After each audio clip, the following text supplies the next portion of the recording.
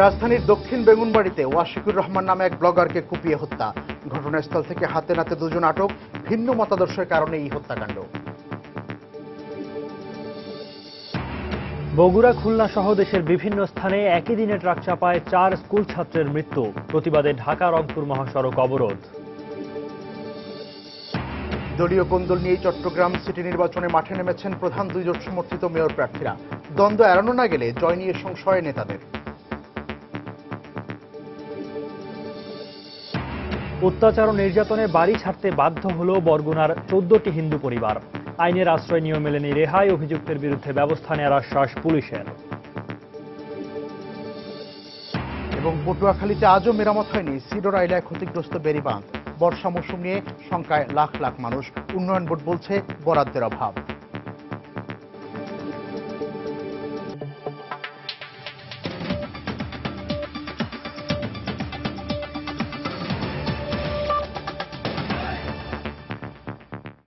বাংলার সময়ের সঙ্গে আছে আমি সৌমিত্র শুভ্র এবং আমি মিজানুর রহমান কবির। এবার দিনের আলোয় প্রকাশ্যে খুন করা হলো এক ব্লগারকে। সকালে রাজধানীর বেগুনবাড়ি এলাকায় ওয়াশিকুর রহমান নামের ওই যুবককে কুপিয়ে হত্যা করা হয়। পালিয়ে যাওয়ার সময় স্থানীয় জনতা ও পুলিশ 2 মাদ্রাসা ছাত্রকে আটক করে। পুলিশ জানিয়েছে, প্রাথমিক জিজ্ঞাসাবাদে ধর্মীয় মতাদর্শ নিয়ে বিরোধের জেরেই ওয়াশিকুরকে হত্যার বিষয়টি স্বীকার করেছে আটক হওয়া মাদ্রাসা ছাত্র আরিফ ও জিকরুল।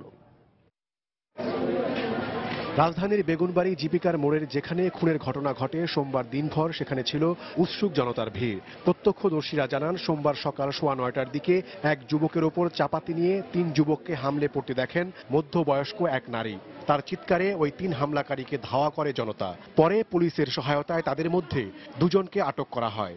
পকেটে থাকা জাতীয় পরিচয়পত্র সূত্রে জানা যায়, হতভাগ্য যুবকের নাম ওয়াশিকুর রহমান। মাস্টার বাড়ির থেকে আজমিনের সামনে থেকে সারা আসলো। সারা কইতাছে কি হয়েছে, আমি কি মানুষ মেরে লাইছে, ঠিক আছে কুবাই এই যে 3 ওটা যাইতেছে, ঠিক আছে জিনিসপত্র লইয়া। পরে সারারাও আমার পিছে পিছে দৌড়াইতেছে। আরো একটা সারা আসলো, 2 জন আমার পিছে দৌড়ে। পরে হিজলারা সামনে পড়ছে, ঠিক আছে হিজলারা আটকাইছে, পরে যাইয়া ধরছি আমরা। পুলিশ জানিয়েছে, বেগুনবাড়ি এলাকার হারুন সাহেবের বাড়ি নামে পরিচিত এই টিন শেড বাড়ির 3য় তলায় থাকতেন ওয়াশিকুর। 150-ও বেশি ঘরের এই বাড়ির কোনো বাসিন্দা অবশ্য পুলিশের এ দাবি সম্পর্কে নিশ্চিত নন। আটক করার পরপরই তেজগাঁও শিল্পাঞ্চল থানায় 2 মাদ্রাসা ছাত্রকে দফায় দফায় জিজ্ঞাসাবাদ করেন পুলিশের ঊর্ধ্বতন কর্মকর্তারা। পুলিশ জানিয়েছে, চেক পোলো শার্ট পরা জিকরুল চট্টগ্রামের হাটহাজারী মাদ্রাসা এবং আরিফ মোহাম্মদপুরের দারুল উলুম মাদ্রাসার ছাত্র। দুজনই প্রাথমিক জিজ্ঞাসাবাদে ধর্মীয় মতাদর্শ নিয়ে বিরোধের জেরে হত্যার কথা স্বীকার করেছে বলেও জানিয়েছে পুলিশ। তাদের ভাষায় এই যে ভিকটিম, যে নিহত যে ভদ্রলোক, উনি ব্লগে লেখালেখি করতেন এবং বিভিন্ন বিষয়ে সমালোচনা করতেন, এবং এই কারণেই তারা তাকে হত্যার উদ্দেশ্যে তারা বিভিন্ন সময় ঢাকা এবং হাটহাজারীর বিভিন্ন জায়গায় তারা মিলিত হয়, পরিকল্পনা করে। এবং এই পরিকল্পনার অংশ হিসাবে গতকালকে তারা ঢাকায় আসে এবং তারা তার বাসাটা রেকি করে। ওয়াশিকুরের খুন হওয়ার খবরে ঢাকা মেডিকেল কলেজ হাসপাতালে ছুটে আসেন তার কর্মক্ষেত্র ফারিস্ট এভিয়েশন নামের ট্রাভেল এজেন্সির কর্মকর্তা এবং এক চাচাতো বোন। ওয়াশিকুরের লেখালেখির বিষয়ে তারা কিছুই জানতেন না বলেও জানানো হয়। ও ভালো পড়াশোনা করে, তারপরে নতুন চাকরিতে ঢুকছে, এতটুকু পর্যন্ত খবর জানি, আর এর বাইরে কিছু জানি না। ট্রাভেল এজেন্সিতে সে ট্রেনি অফিসার হিসেবে ছিল। কম্পিউটারের রিজার্ভেশন সিস্টেমটা সে শিখছিল আমার এখানে। খুবই শান্ত, ভদ্র, সভ্য ছেলে। অফিসে আসতো, অফিসে যেত। এর আগে গত 26শে ফেব্রুয়ারি সন্ধ্যায় বইমেলা থেকে ফেরার সময় টিএসসি এলাকায় খুন হন বিজ্ঞান মনস্ক লেখক ও ব্লগার অভিজিৎ রায়। ওমর ফারুক, সময় সংবাদ, ঢাকা। খুলনায় ট্রাক চাপায় এক স্কুল ছাত্র নিহত হয়েছে, আহত হয়েছে আরো 2 জন। বগুড়া সদরের গোকুলেও ট্রাক চাপায় এক স্কুল ছাত্র নিহত হয়েছে। এই দুর্ঘটনার প্রতিবাদে প্রায় 2 ঘন্টা ঢাকা রংপুর মহাসড়ক অবরোধ করে রাখে এলাকাবাসী। তাদের অভিযোগ, পুলিশের বেপরোয়া গাড়িকে সাইড দিতে গিয়েই এই দুর্ঘটনা ঘটেছে। অন্যদিকে ট্রাক চাপায় টাঙ্গাইলে আরো 2 শিক্ষার্থী নিহত হয়েছে। এই ঘটনায় আহত হয়েছে আরো 2 জন। খুলনা থেকে তরিকুল ইসলাম, টাঙ্গাইল থেকে কাদের তালুকদার এবং বগুড়া থেকে মাজিদুর রহমানের পাঠানো তথ্য ছবি নিয়ে ডেস্ক রিপোর্ট। আমার ছেলে কালকে আমার জাতি রয়েছে, নাকে শুয়েছিল, আজকে সেই ছেলে এখনো খায়নি। আমার রাত্রি নাকে রয়েছে ছেলের জন্য। আল্লাহ তুচ্ছ বিষয় নিয়ে বাবার সাথে অভিমান হয়েছিল অমিতের। ছেলের অভিমান আর ভাঙানো হলো না বাবার। দুরন্ত কিশোর সন্তানের প্রিয় মুখটি শেষবারের মতো দেখতেও দেয়া হচ্ছে না বাবাকে। একটু অসাবধানের এই দুর্ঘটনা যেন তছনছ করে দিয়েছে গোটা পরিবারটি। প্রত্যেকটা ফ্যামিলিতে সরকার আবদার করে যে ছেলেমেয়েদের ঠিক মতন বয়সে গাড়ি কিনে দিক। শুধু খুলনা শহর না, টোটাল বাংলাদেশে স্ট্যান্ড বলতে কোনো শব্দ থাকবে না। খুলনায় খানজাহান আলী সেতু টোল প্লাজা এলাকায় সকালে ঘটে এই দুর্ঘটনা। ট্রাকের চাপায় ঘটনাস্থলেই মারা যায় মোটরসাইকেল আরোহী খুলনা মডেল স্কুলের ৮ম শ্রেণীর ছাত্র অমিত। আহত হয় আরো 2 সহপাঠী। এদিকে বগুড়ার গোকুলে নিহত স্কুল ছাত্র রিয়াদের স্বজনরা জানান, সকালে নিজেই সাইকেল চালিয়ে স্কুলে যাচ্ছিল সে। পেছন থেকে একটি ট্রাকের ধাক্কায় মুহূর্তে কেড়ে নেয় তার প্রাণ। নিহত রিয়াদ গোকুল তসলিমউদ্দিন সরকারি প্রাথমিক বিদ্যালয়ের 5ম শ্রেণীর ছাত্র। ছোট থেকে ছাত্র, গরিব ছেলে এবং কর্মকর্তা, বাপটা লিভারি করে। এই ঘটনায় চালক সহ ট্রাকটি আটকের চেষ্টা করছে পুলিশ। গোকুল সরকারি প্রাথমিক বিদ্যালয়ের 5ম শ্রেণীর একজন ছাত্র রিয়াদ নামের, তাকে পিছন থেকে ধাক্কা দিলে সে ঘটনাস্থলে মারা যায়। ট্রাকটি জব্দ আছে। আমরা আইনগত ব্যবস্থা নেওয়ার পাশাপাশি চেষ্টা করব ট্রাক মালিক যেন তাদের ক্ষতিপূরণ। তবে এলাকাবাসীর অভিযোগ, পুলিশের গাড়ি সাইড দিতে গিয়েই নিয়ন্ত্রণ হারিয়ে রিয়াদের সাইকেলটিকে চাপা দেয় ট্রাকটি। এই ঘটনায় বিক্ষুব্ধ এলাকাবাসী প্রায় 2 ঘন্টা ঢাকা রংপুর মহাসড়ক অবরোধ করে রাখে। দূরে বেরিয়েছে, তখনই ট্রাকের ড্রাইভারটা নিয়ন্ত্রণ হারিয়ে ওই বাচ্চাটাকে চাপা দিছে। পুলিশের ড্রাইভারের ফাঁসি চাই। আর পুলিশের ড্রাইভার এমন ব্যাপার গাড়ি চালায়, এই চাঁদা লোভে দুর্ঘটনাগুলো ঘটতেছে। এদিকে টাঙ্গাইলের জোকারচর এলাকায় ট্রাকের চাপায় অটোরিকশার 2 আরোহী এলিজা ও মর্জিনা মারা গেছে। আহত আরো 4 জনকে হাসপাতালে ভর্তি করা হয়েছে। নিহতের স্বজনরা জানান, কালিহাতী উপজেলার গোহালিয়াবাড়ি দাখিল মাদ্রাসা কেন্দ্রে পরীক্ষা দিয়ে বাড়ি ফিরছিল তারা। সময় সংবাদ, ঢাকা। আগামী 8 এপ্রিল থেকে 3 সিটি কর্পোরেশন নির্বাচনের প্রার্থীরা প্রতীক ছাড়াই নিজেদের প্রচারণা চালাতে পারবেন। সকালে একথা জানিয়েছেন নির্বাচন কমিশন সচিব মোহাম্মদ সিরাজুল ইসলাম। তিনি জানান, তফসিল অনুযায়ী আগামী 10 এপ্রিল প্রতীক বরাদ্দ দেয়া হবে, আর তাই এর আগের 2 দিন প্রতীক ছাড়াই প্রচার চালানো যাবে। আচরণ বিধিমালায় যেটা আছে সেটা হলো যে নির্বাচনের 21 দিনের পূর্বে আচরণ করা যাবে না, আপনার প্রচারণা করা যাবে না। তো এটা হিসাব করলে যেটা হতে পারে যে 8 তারিখ থেকে হয়তো প্রচারণা করা যাবে, মানে সিম্বল পাওয়ার পরে। সিম্বল দেওয়া হবে হলে 10 তারিখ। 2 দিন সিম্বল ছাড়া তারা প্রচারণা করতে পারবে। অনেকটা দলীয় কোন্দল মাথায় নিয়েই চট্টগ্রাম সিটি কর্পোরেশন নির্বাচনে মাঠে নেমেছেন প্রধান 2 রাজনৈতিক জোট সমর্থিত প্রার্থীরা। শীর্ষ নেতারা নানাভাবে অভ্যন্তরীণ কোন্দলের বিষয়টি এড়িয়ে যাওয়ার চেষ্টা করলেও মাঠ পর্যায়ের চিত্র ভিন্ন। নগর আওয়ামী লীগের সভাপতি এবিএম মহিউদ্দিন চৌধুরীর অনুসারীদের কতটা কাছে পাবেন, এ নিয়ে যেমন আজমন নাসিরের দুশ্চিন্তা আছে, তেমনি নগর বিএনপির সাধারণ সম্পাদক ডাক্তার শাহাদাতের অনুসারীরা এম মঞ্জুর আলমের পক্ষে কতটা আন্তরিক থাকবেন তা নিয়েও প্রশ্ন রয়েছে। বিস্তারিত জানাচ্ছেন কমল দে। চট্টগ্রাম সিটি কর্পোরেশন নির্বাচনে মেয়র পদে আওয়ামী লীগের পক্ষ থেকে প্রথম থেকেই চেষ্টা চালিয়ে আসছিলেন সাবেক মেয়র ও নগর আওয়ামী লীগের সভাপতি এবিএম মহিউদ্দিন চৌধুরী, সাধারণ সম্পাদক আজমন নাসির এবং সিডিএ চেয়ারম্যান আব্দুল সালাম। কিন্তু শেষ পর্যন্ত দলীয় সমর্থন পান আজমন নাসির উদ্দিন। এখন পর্যন্ত মহিউদ্দিন চৌধুরী দলীয় প্রার্থীর হয়ে কাজ করলেও তার বিশাল কর্মী বাহিনীর তেমন তৎপরতা দেখা যাচ্ছে না। এছাড়া মহিউদ্দিন চৌধুরী গত নির্বাচনে মঞ্জুর আলমের কাছে হারলেও পরবর্তীতে তাদের মধ্যে সুসম্পর্ক গড়ে ওঠে।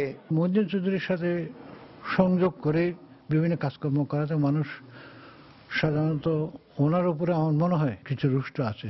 এখানে যদিও দল থেকে সমর্থন দেওয়া হয়, কিন্তু পাবলিক যেদিকে ছুটবে সেই পাবলিকের যে গতিকে রোধ করতে পারে না। একই অবস্থা বিএনপিতেও। নগর কমিটির সাধারণ সম্পাদক ডাক্তার শাহাদাত হোসেন নির্বাচনে অংশ নেওয়ার ব্যাপারে ব্যাপক প্রস্তুতি নিলেও মামলার কারণে আর প্রকাশ্যে আসতে পারেননি। দলীয় সমর্থন পেয়ে যান মঞ্জুর আলম। এ নিয়ে ক্ষুব্ধ শাহাদাতের অনুসারীরা। সবাই ঐক্যবদ্ধভাবে যেখানে আছে সেখানে তিনি থাকবেন না, এটা অনেকেই প্রচার করছে, আসলে এটা সঠিক না। তবে আওয়ামী লীগ নেতারা মনে করছেন সবাই ঐক্যবদ্ধভাবে কাজ করলে আজমন নাসিরের জয় নিশ্চিত। বিএনপিতে স্ক্যাটার্ড অবস্থায় আছে, হযবরল অবস্থায় আছে। এই হযবরল অবস্থা থেকে গুছিয়ে আনা তো অনেক কষ্টকর ব্যাপার। জনগণ সঠিকভাবে সিদ্ধান্ত নেয়, সেই সঠিক সিদ্ধান্তের কারণেই আজম নাসির জয়লাভ করবে। অন্যদিকে বিএনপি নেতারা বলছেন মঞ্জুর আলমকে নিয়ে দলের তৃণমূলে ক্ষোভ থাকলেও জয় নিশ্চিত করার জন্য তা কাটিয়ে ওঠা যাবে। সরকার আজকে যেভাবে আমাদের নির্যাতন চালাচ্ছে, হাজার হাজার নেতাকর্মীর বিরুদ্ধে মামলা দিয়েছে, এগুলোর সম্পর্কে যারা চিন্তা করবে তারা অবশ্যই নিজ উদ্যোগে মঞ্জুর আলম সাহেবকে যেখানে যার অবস্থান সেখান থেকে তারা সমর্থন প্রদান করবে। জনগণ যদি সুষ্ঠুভাবে ভোট দিতে পারে, ভোট দেওয়ার পরিবেশ যদি থাকে, সুষ্ঠু নির্বাচনের পরিবেশ যদি থাকে, ইনশাআল্লাহ আমরা জিতব। এবারের নির্বাচনে মেয়র পদে মোট 13 জন মনোনয়নপত্র দাখিল করল। ভোটারদের মতে মূল লড়াই হবে আজম নাসির এবং মঞ্জুর আলমের মধ্যেই। কমল দে, সময় সংবাদ, চট্টগ্রাম। এইচএসসি ও সমমানের পরীক্ষার সময় রাজনৈতিক দলগুলোকে হরতাল অবরোধের মতো কর্মসূচি না দেওয়ার আহ্বান জানিয়েছেন শিক্ষামন্ত্রী নুরুল ইসলাম নাহিদ। দুপুরে সচিবালয়ে এইচএসসি ও সমমানের পরীক্ষা বিষয়ক এক প্রেস ব্রিফিংয়ে তিনি একথা বলেন। এ সময় এইচএসসি ও সমমানের পরীক্ষা রুটিন অনুযায়ী হবে বলেও আশা প্রকাশ করেন তিনি। সময় নষ্ট করে আমাদের যদি আমরা এই দীর্ঘ পরীক্ষা নিতে যাই অন্য কৌশল অবলম্বন করে, তাহলে পরে আমাদের ছেলে মেয়েদের আর একটা বছর নষ্ট হয়ে যেতে পারে। আমরা এই দৃষ্টিতে পারি না। আমরা যে রুটিন ঘোষণা করেছি, অন্য যে কোনো ধরনের বাধা বিপত্তি আসুক সেটাকে অতিক্রম করে আমরা সেটা পরীক্ষা নিব। এবং যারা পরীক্ষায় বাধা সৃষ্টি করছেন বা হরতাল ইত্যাদি আহ্বান করে তাদেরকে আমরা আহ্বান জানাবো আবারও যেন তারা এই 3 মাসের অভিজ্ঞতা থেকে, মানুষের মনোভাব থেকে এবং তাদের ব্যর্থতা থেকে তারা এই শিক্ষা লাভ করে আমাদের ছেলে মেয়েদেরকে পরীক্ষায় বাধাগ্রস্ত না করেন। মোবাইল ফোন ব্যবহারের উপর 1% উন্নয়ন সারচার্জ আরোপ করে নতুন আইনের খসড়ার অনুমোদন দিয়েছে মন্ত্রিসভা। মন্ত্রিপরিষদ সচিব জানিয়েছেন, মোবাইল কোম্পানিগুলো গ্রাহকদের কাছ থেকে যে বিল নিচ্ছে তার সঙ্গে যোগ হবে এই 1% সারচার্জ। এর মাধ্যমে অর্জিত প্রায় 140 কোটি টাকা ব্যবহার করা হবে স্বাস্থ্য ও শিক্ষা খাতের উন্নয়নে। বাংলাদেশ টেলিকমিউনিকেশন রেগুলেটরি কমিশনের হিসেব অনুযায়ী বর্তমানে বাংলাদেশে মোবাইল ফোনের সংযোগ সংখ্যা 12 কোটি 11 লাখের বেশি। একসঙ্গে সক্রিয় থাকে প্রায় 7 থেকে 8 কোটি মোবাইল সিম। আর এনবিআর এর হিসেব অনুযায়ী একজন মোবাইল ব্যবহারকারী প্রতি মাসে গড়ে 200 টাকা ব্যবহার করেন। 1% করে প্রতি ব্যবহারকারী মাসে গড়ে 2 টাকা করে সারচার্জ দিলে সরকারের খাতায় জমা হবে 140 কোটি টাকা, যা ব্যয় হবে শিক্ষা এবং স্বাস্থ্য খাতের উন্নয়নে। এমন পরিকল্পনার কথা মাথায় রেখেই সারচার্জ ও লেভি আরোপ ও আদায় আইন 2015-র খসড়ার চূড়ান্ত অনুমোদন দিল মন্ত্রিসভা। মোবাইল ফোন ব্যবহারকারীগণ যে সকল সেবা গ্রহণ করেন তার মূল্যের উপরে মাত্র 1% সারচার্জ আরোপ করা হলে 140 কোটি টাকা সারচার্জ আদায় করা সম্ভব হবে। এটা আনুমানিক হিসাব, যা শিক্ষা এবং স্বাস্থ্য উন্নয়নে ব্যয় করা যাবে। মোবাইল ফোনে যত ধরনের সেবা রয়েছে তার সবগুলোর উপরই প্রযোজ্য হবে এই সারচার্জ। 1% যে আপনার মোবাইল কোম্পানি আপনার কাছ থেকে যে আপনার বিল নিচ্ছে তার সঙ্গে 1% অ্যাড হবে। মোবাইল কোম্পানি, এটা গভর্নমেন্ট টিমে মোবাইল কোম্পানির কাছ থেকে এটা পাস অন করবে আর কি। সুনির্দিষ্ট কোনো খাতে জনগণের কাছ থেকে অর্থ তুলতে সারচার্জ আরোপ করা হয়। বঙ্গবন্ধু সেতু নির্মাণের সময় সরকার সারচার্জ আরোপ করেছিল। তখন বাস, ট্রেন ও সিনেমার টিকিট কাটার সময় অতিরিক্ত অর্থ নেওয়া হতো, যা জমা হতো সেতুর তহবিলে। শাহ আলী জয়, সময় সংবাদ, ঢাকা। বাংলার সময় আরো থাকছে। নারায়ণগঞ্জের পুণ্যস্নানে 10 জনের মৃত্যুর ঘটনায় ভাটা পড়েছে অষ্টমীর মেলায়, হতাশ ব্যবসায়ীরা। দিনের পর দিন অত্যাচার আর নির্যাতন সইতে না পেরে বাপদাদার ভিটে ছেড়ে চলে যেতে বাধ্য হয়েছে বরগুনার 14টি হিন্দু পরিবার। ভিটেমাটি ছেড়ে যাওয়া পরিবারগুলোর দাবি স্থানীয় জনপ্রতিনিধিকে জানিয়ে আইনের আশ্রয় নিয়ে এমনকি মানববন্ধন করেও রেহাই পাননি তারা। তবে প্রশাসন ও পুলিশ বলছে, অভিযুক্তকে শিগগিরই আইনের আওতায় আনা হবে এবং বসতবাড়ি ছেড়ে আসা পরিবারগুলোকে তাদের পৈতৃক সম্পত্তিতে ফিরিয়ে নেওয়া হবে। এম এ আজিমের পাঠানো তথ্য ও এস এম সিফাতের ছবিতে ডেস্ক রিপোর্ট। বরগুনার তালতলী উপজেলার এই ঘরবিহীন ভিটেগুলো নির্যাতন সইতে না পেরে চলে যাওয়া হিন্দু পরিবারের। তাদের অভিযোগ, বাড়িঘর লুট, হিন্দু মহিলাদের কুপ্রস্তাব, চাঁদা দাবি সহ বিভিন্নভাবে নির্যাতন চালানো হচ্ছিল। আর দিনের পর দিন তাদের উপর এই নির্যাতন চালাচ্ছিল রশিদ নামের স্থানীয় এক সন্ত্রাসী। এই বিষয়ে বিভিন্ন মহলে বিচার চেয়েও ব্যর্থ হয়েছেন তারা। কোনো বিচার না পেয়ে শেষ পর্যন্ত পরিবারগুলো তাদের বাপদাদার ভিটে ছেড়ে চলে যেতে বাধ্য হন। ওই ধরেন কুডর কুডে আগুন দেয়, ওই মাছ ধরে, তারপর রাত্রে ওইলে ধরেন ওই আয়, সেকালে কি করা যায়? কত বড় বাড়ি, সব আমার স্বামী রে এক বাড়ি এই একটা পক্ষে খেলেছে। এখন যা হইতেছে তারপরে আমরা চেয়ারম্যান মেম্বারের কারো কাছে আমরা জানাই না যে আমরা সুবিচার পাই না, যার ফলে আমরা ওইখান থেকে ওইখান থেকে বউকে লই আমরা তারপর আমরা পলাই যাই। যখনই দেখি যে এখন আর মানিজ্য ঠিক না, যেমন আমার দুটো মেয়ে আছে, ওরা বলছে বাবা তুমি আমাকে নিয়ে বলবো না, চলো যে তোমার সঙ্গে আমরাও সহযোগিতা করবো, খাটি পিঠে খাবো, তবু আমরা এখানে আর থাকবো না। অল্প কয়েকদিন জেল খাটছিল, আবার বের হয়ে যায়, পর আরো বেশি ক্ষিপ্ত হইয়া তারও এই যে প্রভাবটা আর বেশি ফেলছে। অবশ্য জেলা প্রশাসনের শীর্ষ এ কর্মকর্তা বলছেন তাদের বাপদাদার ভিটেমাটিতে ফিরিয়ে নেওয়া হবে। আর এ ব্যাপারে নিরাপত্তার আশ্বাস দিলেন পুলিশ সুপার। উপজেলা নির্বাহী অফিসারের সাথে সার্বক্ষণিক যোগাযোগ রাখা হচ্ছে এবং সরেজমিনেও আমার প্রশাসন পরিদর্শন করেছে, তাদের রিসেটেল করার জন্য, পুনর্বাসনের জন্য উদ্যোগ গ্রহণ করা হবে। তাদেরকে আমি অ্যাসিওর করেছি যে তারা ওখানে রিভাইভ করবে, আবার তারা ওখানে বসবাস করে পর সম্পূর্ণ নিরাপত্তা আমরা দেব। নির্যাতনের মুখে 2013 সালের প্রথম দিকে প্রথমে হিন্দু 3টি পরিবার গ্রাম ছেড়ে বরগুনা শহরে আশ্রয় নেয়। একই কারণে 2014 সালে আরো 2টি পরিবার শহরে আশ্রয় নেয়। আর সবশেষ গত 13 থেকে 18 মার্চ ওই গ্রামের আরো 9টি পরিবার ভিটেমাটি ছেড়ে চলে যান। সময় সংবাদ, বরগুনা। বরিশালে ওষুধ প্রস্তুতকারী প্রতিষ্ঠান অপসনিন ফার্মার কারখানায় অগ্নিকাণ্ডে মারা গেলেন এক শ্রমিক। এদিকে নরসিংদীতে একটি গ্যারেজে আগুন লেগে পুড়ে গেছে বেশ কয়েকটি অটোরিকশা। গতরাতে বরিশালে অপসনিন ফার্মার কারখানার একটি ভবনে আগুনের সূত্রপাত হয়, মুহূর্তে আশপাশে ছড়িয়ে যায়। পরে প্রায় 5 ঘন্টা চেষ্টা চালিয়ে আগুন নিয়ন্ত্রণে আনে ফায়ার সার্ভিস। এই ঘটনায় আহত অবস্থায় 5 শ্রমিককে হাসপাতালে নেয়ার পথে নেসার নামে একজনের মৃত্যু হয়। এছাড়া গরুনদী উপজেলার টর্কি বাজারে অগ্নিকাণ্ডে পুড়ে যায় অন্তত 30টি দোকান।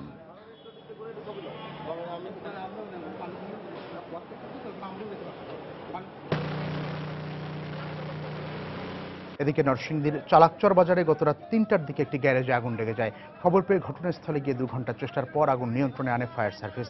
ততক্ষণে পুড়ে যায় অন্তত 17টি সিএনজি চালিত অটোরিকশা।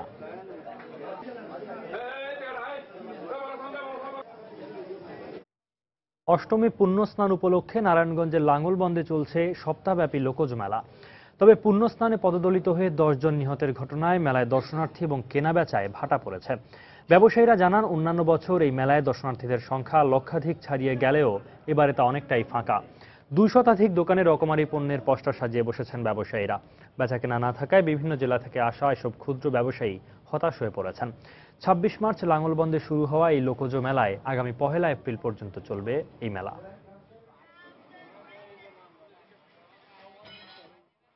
10 জন লোক মারা যাওয়াতে ব্যবসা অনেক ক্ষতি হয়েছে। তারপরে এমনি দেশের পরিস্থিতি ভালো না, হরতাল অবরোধের কারণে মানুষ আসতে পারে নাকি, আর যদিও আইসা পড়ছে সব দৌড়ে বেরোইছে। বেচাকিনি খুবই কম, মানুষের হাতে পয়সা করি খুব কম, মানুষ আতঙ্কের মধ্যে আছে। Time to time police super সাহেবের সাথে আমার কথাবার্তা হচ্ছে যে তাদের লোকজন আছে, আর নিরাপত্তার বিষয়ে আমি মনে করছি যে আমরা সিসি ক্যামেরার আওতায়ও আছে, সবকিছু মিলে মেলা নিরাপত্তা আছে যথাযথ। এদিকে নারায়ণগঞ্জে পুণ্যস্নানের দুর্ঘটনাস্থল পরিদর্শন করেছেন বিশিষ্ট কলাম লেখক সৈয়দ আবুল মুকসুদ এবং ঐক্য নেতা পঙ্কজ ভট্টাচার্য। এ সময় তারা ঘাট ও আশপাশের এলাকা ঘুরে দেখেন। পরে সাংবাদিকদের সাথে মতবিনিময়ের পর একটি সভায় অংশ নেন তারা। 2.2 একর এখন বোধহয় আছে, যেটা যেখানে কাজ হচ্ছে, যেখানে ধর্ম পালন করতে পারছে, বাকিটা সব দখলদার। দেবোত্তর সম্পত্তিগুলি ক্রমাগতভাবে এগুলি বেদখল হয়ে যাচ্ছে, যে কারণে জায়গাটা সংকীর্ণ হয়ে যাচ্ছে। সংকীর্ণ হওয়ার ফলে মানুষের পক্ষে এখানে গিয়ে যারা পুণ্যার্থী সারা দেশ থেকে আসেন, তারা তাদের যে একেবারে দাঁড়ানোর পর্যন্ত জায়গাটা থাকে না। একদিকে সিটি কর্পোরেশন নির্বাচনে অংশগ্রহণ, অন্যদিকে সহিংস আন্দোলন চালিয়ে বিএনপি স্ববিরোধিতা করছে বলে মন্তব্য করেছেন সড়ক পরিবহন ও সেতুমন্ত্রী ওবায়দুল কাদের। এ সময় তিনি আরো বলেন, গত 9টি সিটি কর্পোরেশন নির্বাচনের মধ্যে 7টিতেই বিএনপির জয়লাভ প্রমাণ করে এই সরকারের অধীনে সুষ্ঠু নিরপেক্ষ নির্বাচন সম্ভব। দুপুরে চট্টগ্রাম সার্কিট হাউসে পরিবহন শ্রমিক মালিকদের সঙ্গে এক মতবিনিময় সভায় তিনি কথা বলেন। একদিকে নির্বাচনে আপনি অংশ নিচ্ছেন স্বাগত, একদিকে গণতান্ত্রিক দ্বারা ফিরে আসছেন, আরেকদিকে আন্দোলন অব্যাহত রাখছেন। আর আন্দোলনের রূপটা কি এটা সবাই জানে, এটা তো দ্বিচারিতা, স্ববিরোধিতা। সরকার নির্বাচন কমিশনকে সব ধরনের সহযোগিতা দেবে অবাধ একটি নির্বাচন অনুষ্ঠানে, যাতে তারা স্বাধীন এবং কর্তৃত্বপূর্ণ ভূমিকা পালন করতে পারে। চট্টগ্রামে বাংলাদেশ কমার্স ব্যাংকের খাতুনগঞ্জ শাখার সেকেন্ড অফিসার বিপুল পরিমাণ টাকা নিয়ে লাপাত্তা হয়ে যাওয়ার অভিযোগ পাওয়া গেছে। এই মুহূর্তে সেখানে আছেন আমাদের রিপোর্টার ফেরদৌস লিপি। বিস্তারিত জানতে আমরা এখন সরাসরি তার কাছে চলে যাচ্ছি। লিপি, এই মুহূর্তে কি তথ্য আছে আপনার কাছে? আমরা কিন্তু এই মুহূর্তে ব্যাংকের ভেতরে অবস্থান করছি। আপনারা আমার পেছনে দেখছেন অনেক গ্রাহক কিন্তু উপস্থিত হয়েছেন এবং যদিও ব্যাংকের পক্ষ থেকে আমাদেরকে কোনো কথা জানানো হচ্ছে না, তবে এখানে যেসব উপস্থিত গ্রাহকরা আছেন যারা দাবি করছেন যে তাদের টাকাগুলো ট্রান্সফার করা হয়েছে জানে না, এই ক্ষেত্রে অনেক গ্রাহক কথা কেউ কেউ জানাচ্ছেন যে তাদের প্রায় 70 লাখ টাকা, কেউ বলছেন 1 কোটি টাকা, এরকম অভিযোগ নিয়ে কিন্তু তারা আমাদের কাছে আসছে এবং ইতিমধ্যে কিন্তু আপনি দেখতে পাচ্ছেন যে আইন শৃঙ্খলা বাহিনী এখানে অবস্থান করছে এবং যদিও ম্যানেজার আমাদের সাথে কথা বলতে রাজি হচ্ছে না, তারপর আমরা বিভিন্ন সূত্রে যতটুকু জানতে পেরেছি 20 থেকে 22 জন গ্রাহকের টাকা হয়তো হতে পারে এবং এক্ষেত্রে গ্রাহকরা যে ধরনের অভিযোগগুলো আমাদেরকে বলছেন যে কারো 70 লাখ বা 1 কোটি 1.5 কোটি টাকা, তো এরকম করে হয়তো দেখা যাচ্ছে যে প্রায় 4-5 কোটি টাকার মতো। এখনো পর্যন্ত কিন্তু প্রশাসন, আইন শৃঙ্খলা বাহিনী কিংবা ব্যাংকের পক্ষ থেকে আনুষ্ঠানিকভাবে কিছু জানানো হয়নি। তবে এই ক্ষেত্রে গ্রাহক সেটা হচ্ছে যে ব্যাংকের এই শাখার যিনি সেকেন্ড অফিসার তিনি কিন্তু গতকাল যে ছুটি হয়েছে কিন্তু তিনি ব্যাংকে উপস্থিত আছেন এবং তিনি সাথে যুক্ত থাকতে পারে বলে তাদের সন্দেহ করা হচ্ছে। তো এখানে অনেক গ্রাহকের মধ্যে আমি একজনের সাথে কথা মানে সেই কেমন পরিস্থিতি। আপনি জানেন যে এই খাতুনগঞ্জ একটা ব্যবসায়িক এলাকা এবং এখানে বিশেষ করে ভোগ্যপণ্যের যেসব ব্যবসায়ীরা আছে তারা। তো ভাইয়া আপনি একটু বলবেন যে মানে কি ধরনের ঘটনা বা আপনার কত টাকা ছিল বা কেমনে আপনারা শুনেছেন? আমরা সকালে আসার পরে যখন আমার একটা চেক রিটার্ন হয় তখন আমি চিন্তা করতেছি আমার তো প্রায় 70 লাখ টাকা ছিল, তো 70 লাখ টাকার মধ্যে 6,82,000 টাকার চেক রিটার্ন যাবে কি জন্য। তখন আমি ব্যালেন্স দেখতে গেছি, যখন ব্যালেন্সে যাই দেখতেছি 1,49 লাখ টাকা আমার লাল ফিগার। আমার পুরো সিসিটা ছিল 1,50 লাখ টাকার। আমি 80,19,990 টাকা এনজয় করতেছি, আর বাকি টাকা তো আমার অ্যাকাউন্টে থাকার কথা। বাট আমার 6,82,000 টাকা যখন চেক রিটার্ন গেছে তখন আমি নিজে এবার টেনশনে পড়ে গেছি আর কি, ব্যাপারটা কি আমার চেক ছাড়া আমার টাকাগুলো কিভাবে বা কি কোথায় গেল। ভাইয়া এই আপনি তো যখন দেখলেন যে আপনার অ্যাকাউন্টে টাকা নেই তখন আপনারা ব্যাংক কর্তৃপক্ষের কাছে এসেছেন, তারা কি ধরনের উত্তরটা দিয়েছেন? তাদের সাথে আলাপ করতেছি যে কি ব্যাপারে হতে এটা একটা, তখন বাংলাদেশ ব্যাংকের কিছু লোকও ছিল এখানে, ওনারা খুব দৌড়াদৌড়িতে ছিল, এটা নিয়ে খুব টেনশন করতেছে, সবাই দেখতেছে, আমরাও টেনশন করতেছি নিজেরা, আমাদের পুরো শরীরটা কাঁপতেছে, কারণ আমাদের এত টাকা হঠাৎ করে সরে গেল, আমরা এই টাকা পাবো কোথায়। তখন ম্যানেজার বা এদের সাথে যখন আলাপ করতেছি বলতেছে হ্যাঁ কাজ চলতেছে, এখানে দেখতেছে কোথায় কি হয়েছে না হয়েছে, এটা একটা সিদ্ধান্ত হচ্ছে। আর পরবর্তীতে এইভাবে টাইম পাস হচ্ছে, টাইম পাওয়ার লাস্ট পর্যায়ে আসি এখন শুনতেছি বাংলাদেশ ব্যাংক থেকে একটা টিম করে দিছে, ওরা আসলে আমাদেরকে একটা সিদ্ধান্ত বা একটা ডিসিশন তারা দেবে। ধন্যবাদ আপনাকে। খুবই যেমন এই গ্রাহক বলছিলেন এরকম ওনার মতো কিন্তু অনেকজন গ্রাহক এই মুহূর্তে অবস্থান আছে এবং এই ঘটনাটা কিন্তু সকাল থেকে, যদিও জানাজানি হয়তো বিকেলের পর থেকে হয়েছে, তবে ব্যাংক কর্তৃপক্ষ এখনো আনুষ্ঠানিকভাবে কিছু জানিনি, যেমনটা আপনাকে বলছিলাম। তো এখনো পর্যন্ত এই ছিল আমার কাছে সর্বশেষ খবর। ফেরদৌস লিপি আমাদেরকে জানাচ্ছিলেন চট্টগ্রামের খাতুনগঞ্জ থেকে, সেখানে বাংলাদেশ কমার্স ব্যাংকের যে শাখা সেখান থেকে টাকা নিয়ে উধাও হয়ে গেছেন সেকেন্ড অফিসার। এ বিষয়ের আপাতত খবরাখবর। যাচ্ছি পরের খবরে। নরসিংদীর পুটিয়া ইউনিয়ন পরিষদ সদস্য আরিফুল হোসেন পাঠানকে গুলি করে হত্যা করেছে দুর্বৃত্তরা। এই ঘটনায় বিক্ষুব্ধ এলাকাবাসী ঢাকা সিলেট মহাসড়ক 2 ঘন্টা অবরোধ করে রাখে। পুলিশ জানায় দুপুরে শিবপুর উপজেলার বড়ইতলা এলাকায় এই হত্যাকাণ্ডের ঘটনা ঘটে। কয়েকজন মোটরসাইকেল আরোহী আরিফুলকে গুলি করে পালিয়ে যায়। পরে স্থানীয়রা তাকে নরসিংদী জেলা হাসপাতালে নিয়ে গেলে কর্তব্যরত চিকিৎসক মৃত ঘোষণা করেন। এদিকে এই ঘটনায় বিক্ষুব্ধ এলাকাবাসী ঢাকা সিলেট মহাসড়ক অবরোধ করে বেশ কয়েকটি গাড়িও ভাঙচুর করে। পরে পুলিশ ঘটনাস্থলে পৌঁছে 25 রাউন্ড ফাঁকা গুলি ছুড়ে পরিস্থিতি নিয়ন্ত্রণে আনে।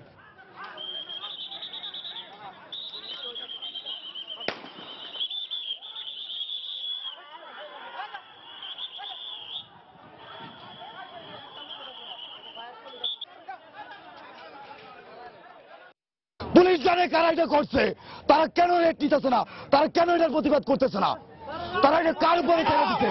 পাবলিকের উপরে, জনগণের উপরে। একটা গোষ্ঠী আছে যারা তার সাথে নির্বাচন করে পারে না, তার কারণে অনেক অবৈধ কাজ করতে পারে না, হয়তোবা তারাই সংঘবদ্ধ হইয়া তারই হত্যাকাণ্ডটা ঘটাইছে। তদন্ত চলছে, যেখানে যেই থানায় যেটা ঘটনা ঘটছে সেই থানার ওসিকে আমরা চেষ্টা করছি যে কারা গ্রেপ্তার হয়ে যাবে ইনশাল্লাহ। দিনাজপুরের নবাবগঞ্জ উপজেলায় দলিল লেখকদের অফিস ভেঙে দেয়ায় 2 দিন ধরে বন্ধ রয়েছে রেজিস্ট্রি ও দলিল লেখার কাজ। এতে ভোগান্তিতে পড়েছেন জমির ক্রেতা বিক্রেতারা। দলিল লেখকরা জানান, দীর্ঘ 20 বছর ধরে নবাবগঞ্জ উপজেলার সাব রেজিস্ট্রি অফিস সংলগ্ন জায়গায় দলিল লিখে আসছিলেন তারা।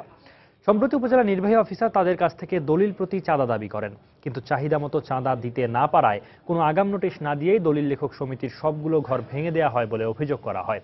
তবে এই অভিযোগ অস্বীকার করেছেন উপজেলা নির্বাহী কর্মকর্তা।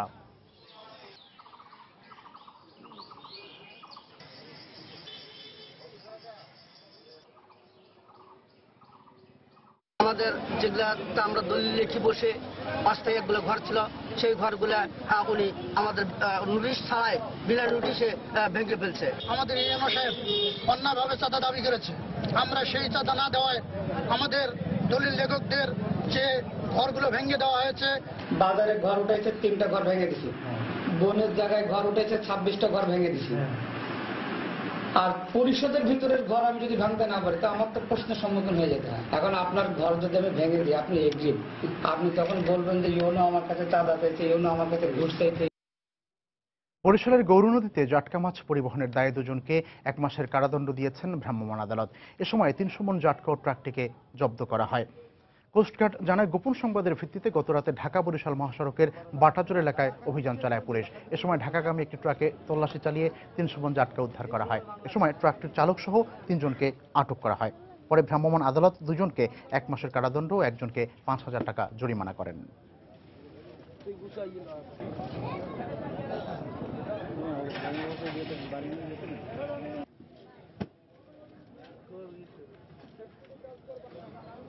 হিলি সীমান্ত থেকে প্রায় 1,20,00,000 টাকা মূল্যের আমদানি নিষিদ্ধ ভারতীয় ওষুধ ও শাড়ি জব্দ করেছে বিজিবি।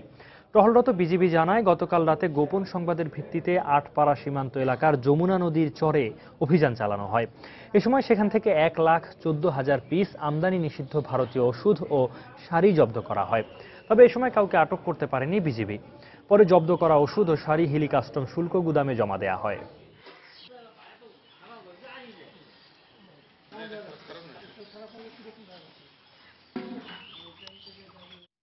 পটুয়াখালীতে 3 মাদক ব্যবসায়ীকে আটক করেছে পুলিশ। গতরাতে শহরের একটি হোটেল থেকে তাদেরকে আটক করা হয়। পুলিশ জানায়, গোপন সংবাদের ভিত্তিতে গোরস্তান রোডের সাউথ কিং আবাসিক হোটেলে অভিযান চালিয়ে জাহিদ ও তার সহযোগী আনিস এবং নাজমুলকে আটক করা হয়েছে। পরে তাদের ব্যাগ তল্লাশি করে 375 পিস ইয়াবা উদ্ধার করে পুলিশ। আটক জাহিদের বিরুদ্ধে মাদক ব্যবসার একাধিক মামলা রয়েছে বলে পুলিশ জানায়।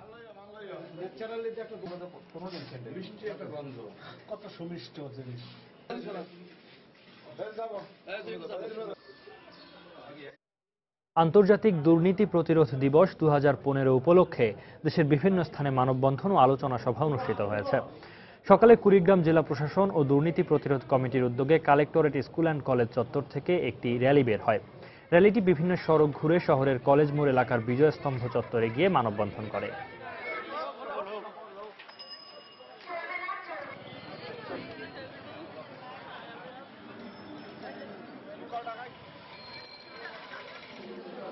এদিকে নওগাঁয় জেলা স্কুল হলরুমে দুর্নীতি প্রতিরোধ দিবস উপলক্ষে আলোচনা সভা অনুষ্ঠিত হয়। অনুষ্ঠানে বিভিন্ন বিদ্যালয় থেকে আসা শিক্ষার্থীদের দুর্নীতির বিরুদ্ধে শপথ করানো হয়।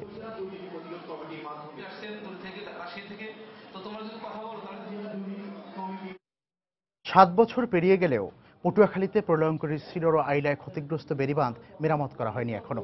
তার উপর ঘূর্ণিঝড় মহাসেনের প্রভাবে বিভিন্ন এলাকায় নতুন করে ক্ষতিগ্রস্ত হয় বাঁধটি। এ অবস্থায় আসন্ন বর্ষা মৌসুম নিয়ে শঙ্কায় দিন কাটাচ্ছেন উপকূলের লাখো মানুষ। এদিকে পানি উন্নয়ন বোর্ড বলছে, বরাদ্দের অভাবে বাঁধ নির্মাণের কাজ শুরু করা যাচ্ছে না। তবে বিশেষজ্ঞরা বলছেন, দীর্ঘমেয়াদী পরিকল্পনা ছাড়া এ দুর্ভোগ কমানো সম্ভব নয়। পটুয়াখালী প্রতিনিধি মনির হোসেন বাদলের তথ্য ছবি নিয়ে ডেস্ক রিপোর্ট। 2007 সালে প্রলয়কারী ঘূর্ণিঝড় সিডরের তাণ্ডবে ক্ষতিগ্রস্ত হয় উপকূলীয় এলাকা পটুয়াখালী। এরপর আঘাত হানে আইলা, মহাসেন ও নার্গিসের মতো ঘূর্ণিঝড় ও জলোচ্ছ্বাস। এতে বহু প্রাণহানির পাশাপাশি ঘরবাড়ি ও ফসলি জমি নষ্ট হয়। ক্ষতিগ্রস্ত হয় মির্জাগঞ্জ উপজেলার বাঁধ। এ অবস্থায় জোয়ার এলেই প্লাবিত হয় এ উপজেলার বিস্তীর্ণ জনপদ। তাই দীর্ঘদিন ধরে এলাকার মানুষ নতুন করে উঁচু বাঁধ নির্মাণের দাবি করছেন, কিন্তু আজও তা বাস্তবায়ন না হওয়ায় আসন্ন বর্ষা মৌসুম নিয়ে শঙ্কায় রয়েছেন লাখো মানুষ। শীতের সময় সব চলে গেছে, এরপর অল্প কিছু মাটি দিয়ে করছে, করার পর কিন্তু এখন হ্যাঁ আবার গেছে। এখন যদি কোনো দুর্যোগ আসে তাহলে আমাদের আর বাঁচার কোনো উপায় নাই। যে ভেরিবারটা হয়েছে সেটা যদি আরো 3 ফুট উঁচু হইতো তাহলে ভেরিবারটা একটু মোটামুটি থাকতো। ভাঙ্গা শেষ হয়ে গেছে, এখন মনে হয় এবার দাবারে মনে টিকবে না। ভেরিবারটা চাই আমরা, ভেরিবারটা হইলে আমরা দেশে চাষবাস করতে পারবো, অনেক আমাকে শান্তি দিবে। আর বরাদ্দের অভাবে নতুন করে বাঁধ নির্মাণ করা যাচ্ছে না বলে জানালেন পানি উন্নয়ন বোর্ডের কর্মকর্তারা। সরকারের অর্থায়নে কিছু কিছু কাজ হাতে না হয়েছে, সেই কাজগুলো চলমান আছে।